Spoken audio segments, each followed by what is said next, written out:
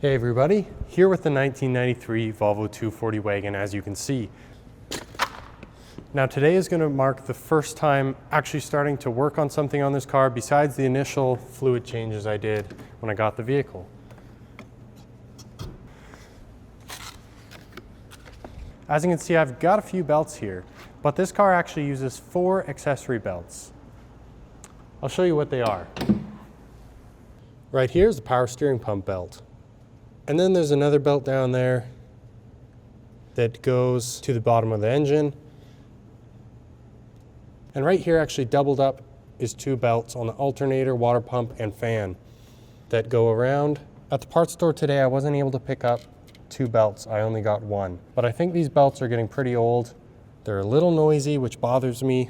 And the last thing I like to hear on a smooth running car is a squeaky belt making it sound not so smoothly running. So it's too bad I wasn't able to get all 4 belts. I'm missing 1, and I'm on the edge about whether it's worth it to replace all but those 2 in the meantime, or wait until I have all the right ones. The grille on these cars comes off super easily with the twist of these 2 little screws.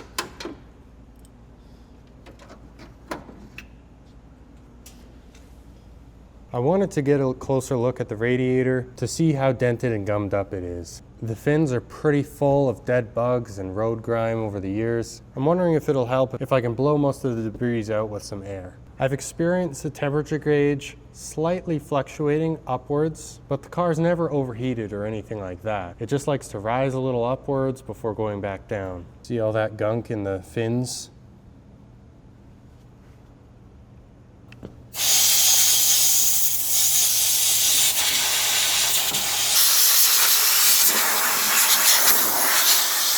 I'm getting covered in dead bug guts and all sorts of stuff. Okay, now I think I found out this is the AC condenser. So it's not even anything to do with the coolant, and that's not going to be related to any engine temps.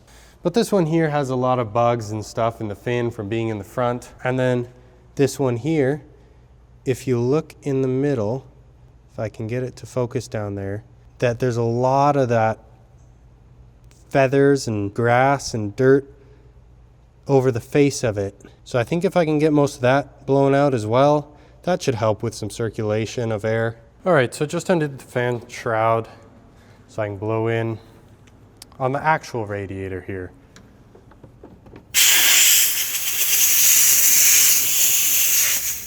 So I actually decided to go ahead and remove the fan just to actually be able to get this shroud out and have maximum working space in here. So there's the fan out. And there is the shroud out. Now I can finish blowing this out.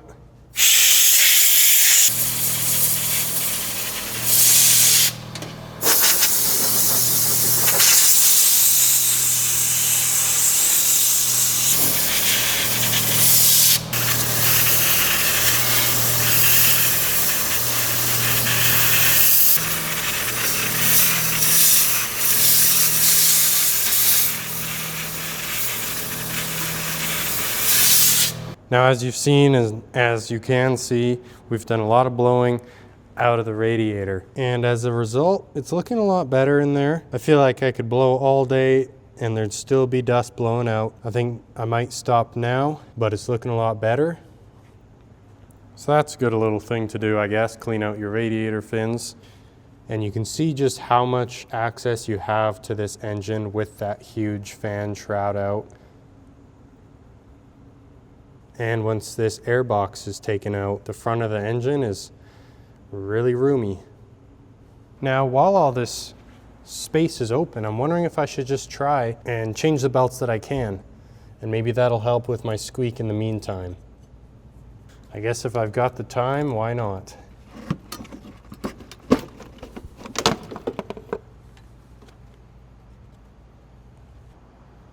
Air filter isn't too bad, but it's definitely full of stuff.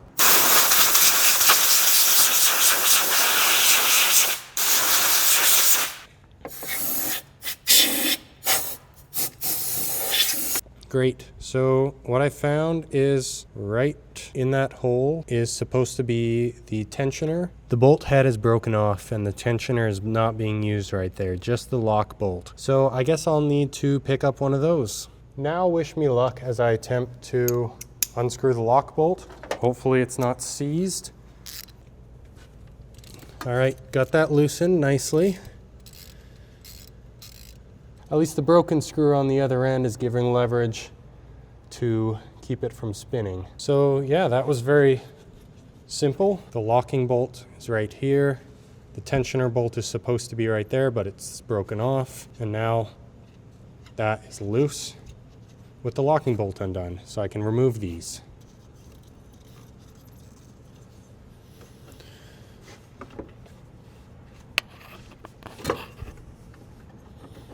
All right, so this was the power steering pump belt, and this was the bottom one. Wow, these belts were actually a lot worse shape than I thought, but check out that cracking.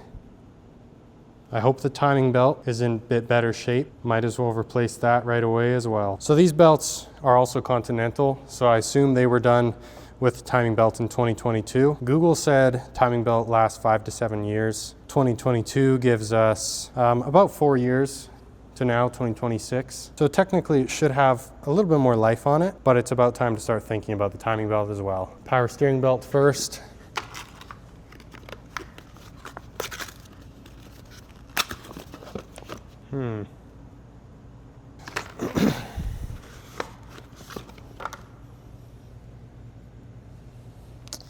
Yeah, that appears the right size, maybe slightly bigger. Usually the old belt I thought should be the one that's stretched, but that belt's a little bit bigger, but we'll see. And that one looks like a perfect fit. Go ahead and pop these on there. First, power steering. Not sure if we're gonna be able to make do with that. This power steering belt is just a little big. And in the back here, there's supposed to be an inner locking bolt. So 2 locking bolts on this AC bracket, but it doesn't even have that. It just has no tensioner bolt, just 1 locking bolt. So that's something. And my darn power steering belt just seems looser than it should be. It's a little loose, even fully tensioned out. But then at that point, the AC belt won't go on. So that's a little messed up. That's a little messed up.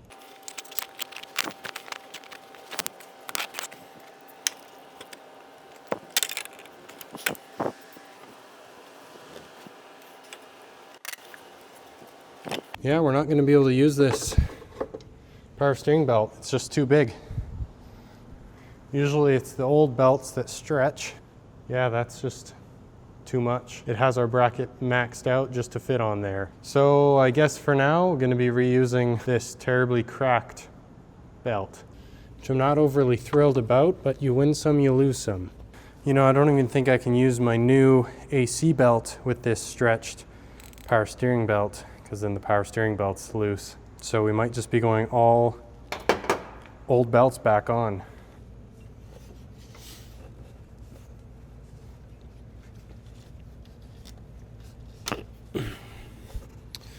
See, these old belts go on just how they should. As much as it's a pain in the butt, I can't blame the belts too bad for not being perfectly right, because when you try and Google the proper belt routing, it changes a lot for different variations and over the years.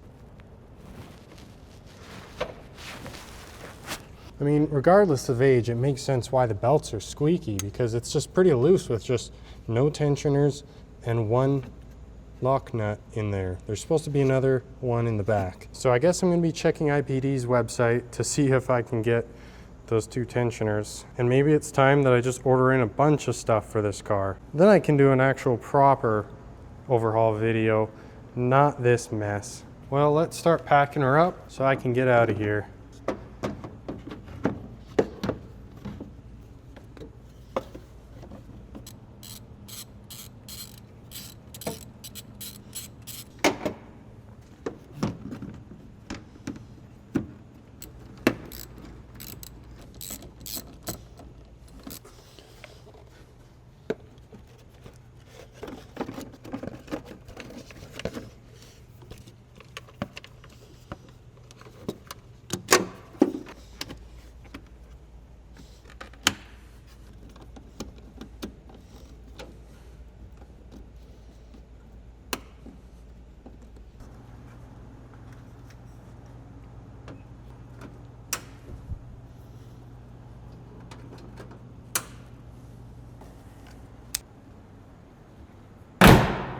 Well, that definitely didn't go as planned. What I did get the chance to do was get some experience looking around at that area so that I know when I have the proper belts, it's only going to be a 25-minute job. Although it'll probably end up being a little more than that since I've got to deal with the tensioner side of things and replacing those. It was also refreshing to get that radiator blown out, but time will tell as we do some more proper maintenance on this car. A little more than what we got to do today.